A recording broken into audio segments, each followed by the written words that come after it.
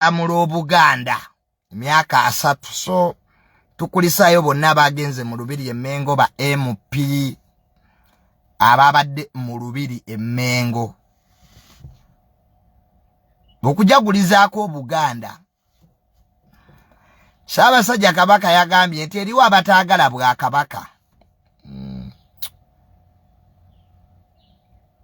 era n'akubiriza abavubuka obutava mu byalo n'obutatunda mataka gammwe. Bye byabadde bigambo bya Ssaabasajja Kabaka. Kale bwe tutyo byo bye byabaddeyo. Spice Diana yakoze press conference naye munyiivu. Spice Diana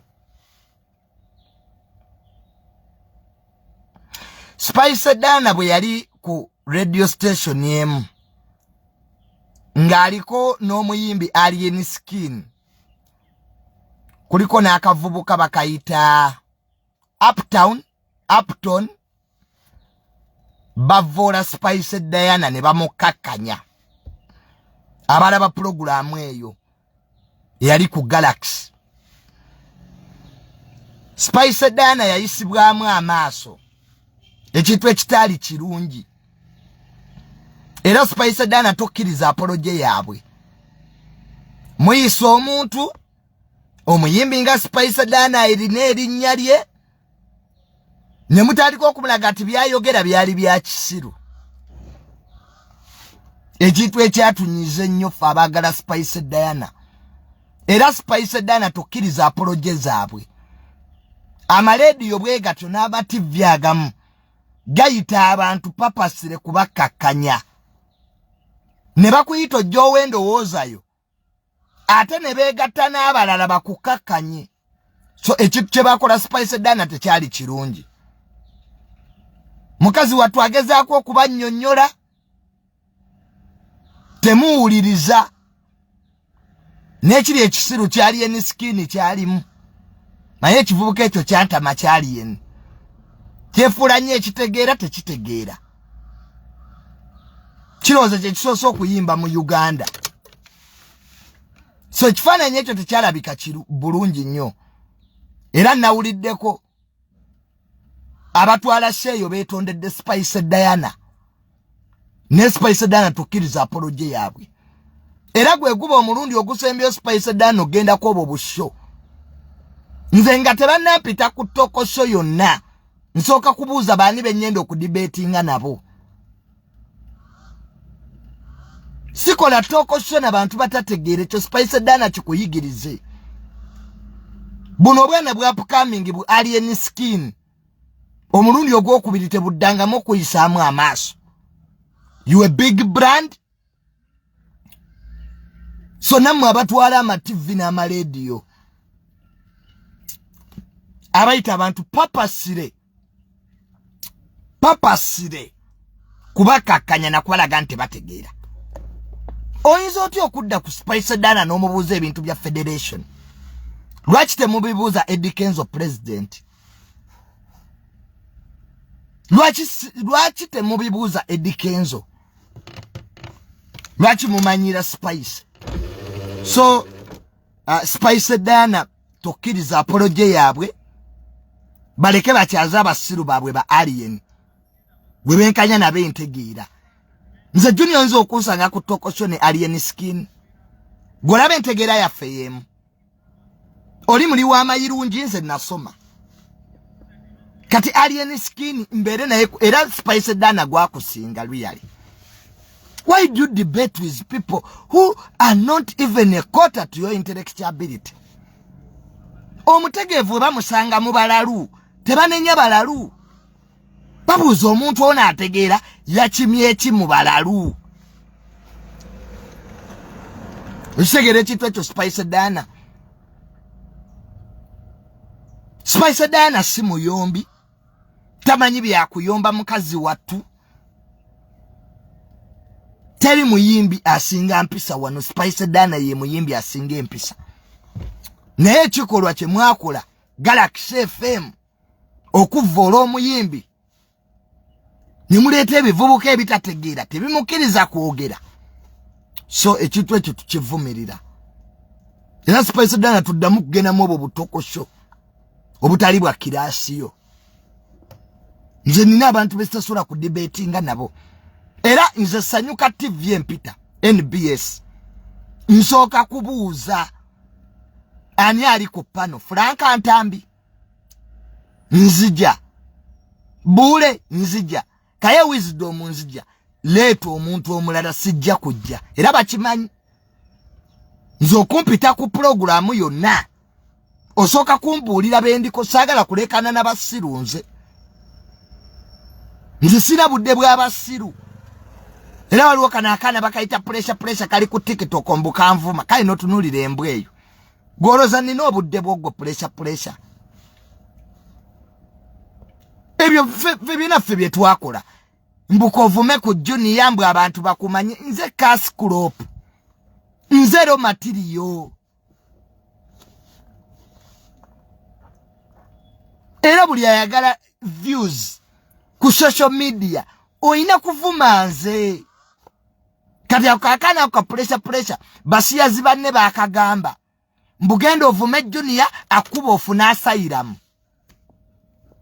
Maika kati baddeyo mu bigurupu by'abasiyazi ne beebalira emizannyo mbugendo ovume gundi akube mbwawo ofuna asayiramu gwe kavubuka gwe ali ku TikTok sibaba kuita pressure ze nali sikumanyi you are wasting time. I don't have your time. Nze Junior nga banvumye kakati mwagala asayiramu mbogenda ovuma omuntu mbwakube akutwale ku polisi mbogenda eri mbasiyaze ebweru mbuba kuwasayiramu pressure waswadde teri agenda kutwala ku polisi. Do I have time for these young boys?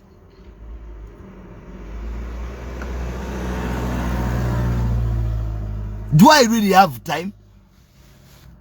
Nza tulwendinga. Era nze njagala nnyo bayizawo omuntu anvuma kuba negative publicity is the best publicity. Kati onsaye nga ndi mukulekana n'abaana ba TikTok. Most of them are jobless. Tebalina mirimo. Tebasoma. Mbunawo baagala kubanga nze. You idiots, you can't be like me. Nze ntudde ku knowledge. Fe twasoma tuyina emirimu tuyina address. If you want to be like me, go and get a job. Nekizi msula kubeera ku TikTok nga mwasamiridde. You think we have time for you? Nze sina time naba jobless youth. Era omwana pressure, I forgive him. He's a younger boy. Nyina munaku. Family ye njavu. Is mentally sick. Kati a man like me. Nino buddo era joche nagambye Kasuku. Do I really have time to look for who is talking about me? They have to talk about me because Mbasinga. I'm a big brand. Junior nina views ku YouTube. Nina views ku Facebook. I'm a brand on TikTok. Kati ndi ku threads. So now they find me. Ngandekana n'abana. Those kids need guidance. And the only thing I can do is to advise them. Kwana febe twatandikiramu. Novuma abantu kuba oyagala bakumanye. You can abuse me, Junior. I take no offense. Yerazi tubira nge unugambu Junior namuvumye nti ajja kachivumo chiche batamvumangako. Okay. Which chivumo chi. So this young boy simanye yeita pressure. I can forgive him omulala atajja musonyiwa. Nze I have grown to a level of maturity where I now mind my business. Ebyo byokwevuma ku social media nabivaamu dda. Kati arasiya zibali eyo be babuwa amagezi. Obwo bu pressure. Mbugendo ovume gundi akusibe mbwa akukube mbofuna asayiramu mbogende kwemba sobagembu bantulugunya ebyo twabitegeera. ebyo twabitegeera. So mwe baana mwe abamu abali ku TikTok mwandibadde munoonya nnyo content, genda olange business. Abantu bangi abannayuganda baagala obbalangira. You'll get money. Naye kati nze Junior now kati I'm from office. Laba ennyambala gye njambadde office wear. Nva mu office. Kakati nze nfuna obudde bwammwe abanaku luyali. Do I have time for poor people in this country? On Peter Bob Wine. So abanaku nzija nkibagamba. You people who are out there, musimanya muri mu struggle. Nobody has time for poor people in this country. Here if you are there, you will use your poverty. Okutujja kumulamwa, I'm the cash crop. I'm the raw material. Ero mugenzi isima bwe yali afa eddamere ligamba nze musika wa social media. Kati nze ngabe ya time luyale. Nti kuba wanjogeddeko, what are you going to talk about to me? Kyebatanjogerangako. So I tell those young boys, get jobs and work.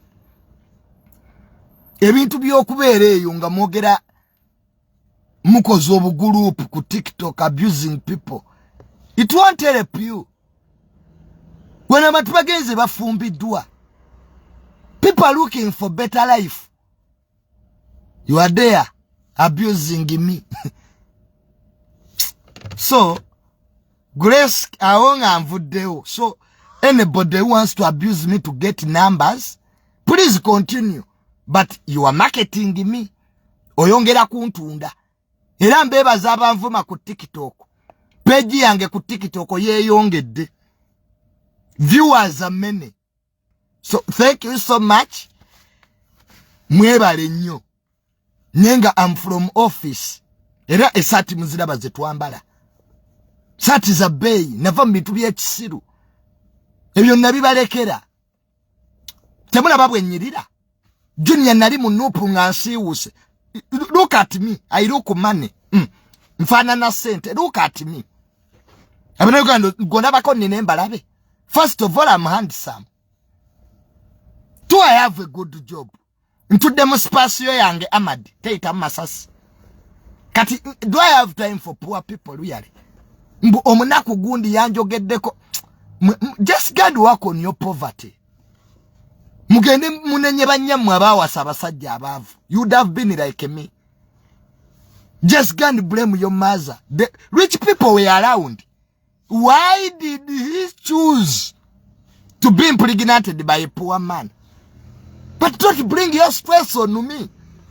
That because now Junior is doing well, is doing okay, let me go and abuse him. As if I will lose sleep. Will I lose sleep?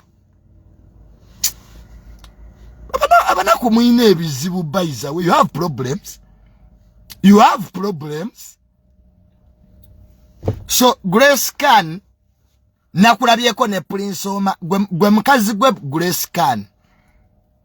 Let me tell you one thing. Ebyo bintu byokola bya kisiru Grace Khan. Omwana muto omulemeza mawulire. Nabagamba bayimbi abatayina nnyimba. Mumala nnyo obudde nga mutunda family zammwe. No posting omwana azifugo akasooka okuzaala. Grace Khan, you have the talent to be a good musician. Va mu bintu ebyo ebyekisiru. Otusibyeko omwana wo, otusibyeko abasajja bo, twaliyonga oyenda. Ozaala otya omwana nga tomanyi taata we. Bayiza we gwe mukazi gwe Grace Khan, abantu bagenda kusiba. Eddembe ly'omwana wo lirinyiridde nnyo. Ojja otya mawulire n'oyogera ebintu ebiri sensitive ku mwana wo. Omanyi oyo omwana bw'akula asobola okuba MP. Ne bamugirayo obutami nti maama wo yali tamanyi taata wo. Politics kati jadda moral value. Kyovula buli omu adduka kukola DNA. Grace Khan otusibyeko omwana wo. These are sensitive things. They are private things. Obireeta mawulire. Mwena ne Prince Omar. Temuina muziki. Temuina music. Muli omukola obusolosolo. Omwana wa Prince Omar, omwana wa Kididi, we are tired Grace Khan. Bwaba waliwe yakuwa amagezi. Nga banno bali eri bawininuwaji bali mukuba muziki bashiba bakuba muziki. Where you are going to use your family, weaknesses to market yourself, you are lying yourself. Nze kisingo kunuma omwana muto. Omwana Grace Khan wa myaka 2. Amutimbye ku mawulire. Giving out sensitive information. Omwana oyo bwana akula. Nategera nti ne taata wo omutuufu yali abuze. Lwaki abazadde mukotogera abaana bammwe? Lwaki abaana temubawa privacy? Lwaki abaana mubaleeta ku social media nga bato? Ate ne mubo wana abantu bazadde balema balina abaana. But Juliana bazadde, are you seeing them marketing their children in such a way? The kid is a minor. Omukutu omutadde mawulire. Bwe muzanyira obubadde ku mwana. Emyaka 2 okuva kati, omwana oyo we bali muteerako obutambi. Grace Khan kula. Stop bringing your frustrations into the media. Abantu balina ebizibu. Bw'oba tojjukira muntu gwe weebaka naye. Gwe kennyini Grace Khan gwe wasooka. Tata omwana simumanyi. Kati wamalidde ku Prince simanya Prince Omar. I don't know oba ne Prince Omar naye ategeera. Is Prince Omar man enough? Is this sober? First of all, nerinya Prince Omar is an impersonator yetaga kwata. How can you be a prince without a monarch? Oli ye Grace Khan, Grace Chidomola. Ono ye Prince Omar. Did you choose yourselves? Mwena batategeera. Mwakolagala alliance. Grace Khan ne Prince Omar. Ka music yababula. You don't have music. Lwaki temudda mu studio Prince Omar ne Grace Khan okusinga okudda mu bintu by'ekisiru. Ne mukwata omwana omuto. Mutatange yaŋŋanye okubeera n'omwana kale n'owulira ekipu n'owulira oyo omuvubuka Prince Omar yeetaaga okkuba emiggo. Before you slept, bw'oba tonnebaka n'abakazi, you ask your dad. That daddy, now I'm going to impregnate Sandy so. Mwefudde nnyo abasiru nammwe. Mbu daddy wange yaŋŋanye simanyi omwana Prince Omar. Prince Omar. If it is a stunt, mujjemu omwana. Mwenga be stunt nyingi nnyo z'osobola okuzannya. Ffenaffe twazannyako zi stunt. Nye mujjemu omwana oyo, omwana muto nnyo. Okumubeeza mu bintu ebyo. Ne music ababuze. Prince Omar talina na luyimba lusala wadde ekamwoca. He doesn't even have a song.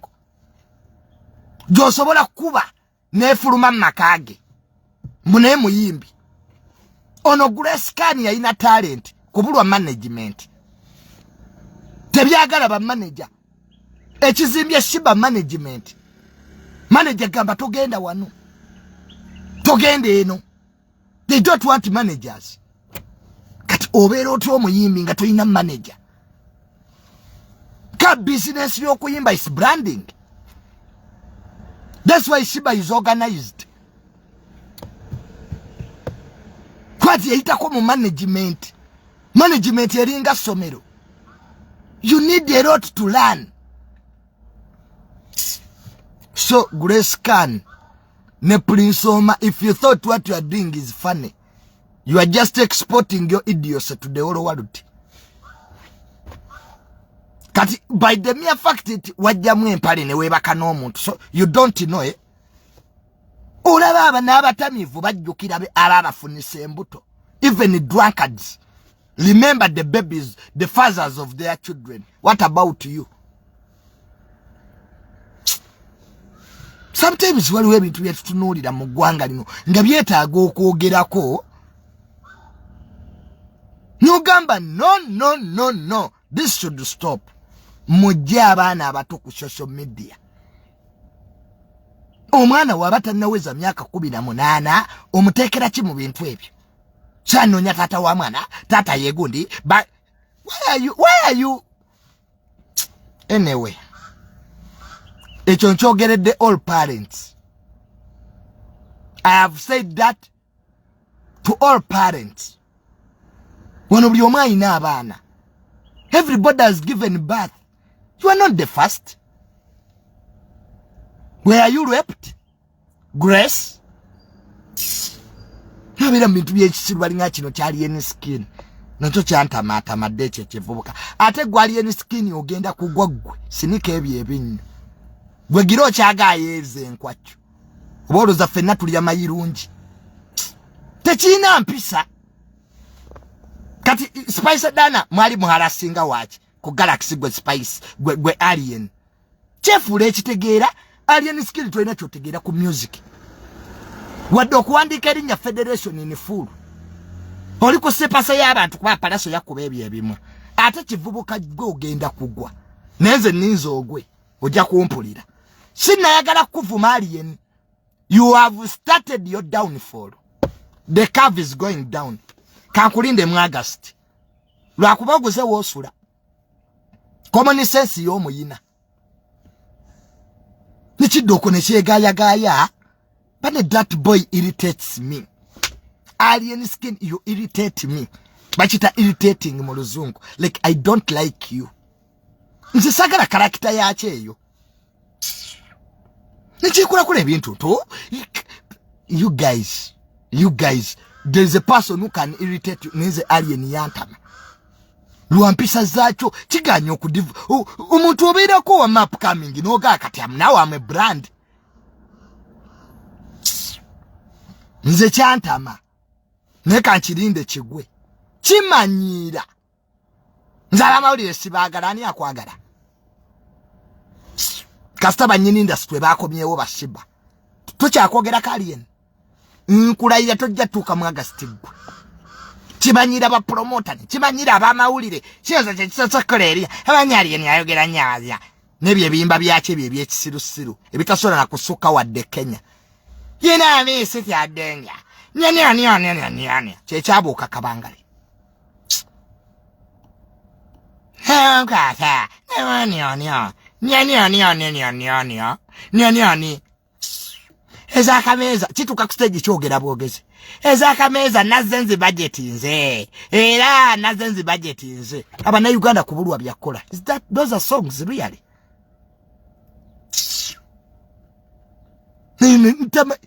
Natuka ku kyogera bwogezi. Alien agambye uncle tumbavu. And they expect me, a man like me went to school to come and say, hey, this is a song, idiots. Just abasiru beyongedde mu ggwanga lino. Alien agambye uncle, idiots. Nze temujja kutusiba ku bintu bya kisiru wano. Bob Wine yagenze bweru n'alonchinga documentary ye Principle. Kati Calvin Kanja muvuma wachi. Kwambu yayogera amazima. Bob Wine of course agenda funa sete pitirivu mu documentary ba foot soldier bali makomera. Kati Calvin Kanja muvuma wachi. Tagenda funa sete ba foot soldier tebali makomera. Principle naye mu Ferrari yawo yatufera feradda nga bwagenda okujjako mu 7. President 7 yabadde ne mutabani we General Muhoozi bali Russia babo bali Serbia. Ono principal eno azunga buzunzi naye ali magere mu bigere. A principal mbadde saa kuyisa mu gaali kankuleke principal. nakuvuma ddaye nakuvumemeka principal tokyankubira pozi nakublockinga nzo Bobo Wine namublockinga talina byangamba naawe yatufe kati Bobo Wine mu 2026 ogenda kudda era otufere kati Bobo Wine kuno ogenda tulimba ki watugamba tufune endaga muntu President 7 kwali kati principal ogenda tulimba ki byonna abitulimba dda oli mu America okola sente oli mukola film okola documentary principal naye mufere ali magere mu bigere yebashe mbali mu kujjako mu 7 twale eri obuyaye emotoka eteta masasi wajijja wa Bobo Wine tebaji kuwa President 7 ku URA eti yakusonyiwa omusolo ko ngate wagana principal President 7 we yakusonyiwa omusolo ngate wagana kati afuuka mubi Bobo Wine President 7 we yakusonyiwa omusolo gwa bukadde bisatu kati awo yali mulungi tewagana kati mubi ngoma zo gwe Bobo Wine temujja kutusiriwaza twabagambe eno generation y'abagezi bino babesi je bebaddewo nga batugimbalimba emyaka 2 ngefudise eri kuseteza mu 7 area Bobo Wine toyina muntu gogenda siriwaza mu 2026 ensi yonna ekimanyi President 7 agenda avuganya mutabani we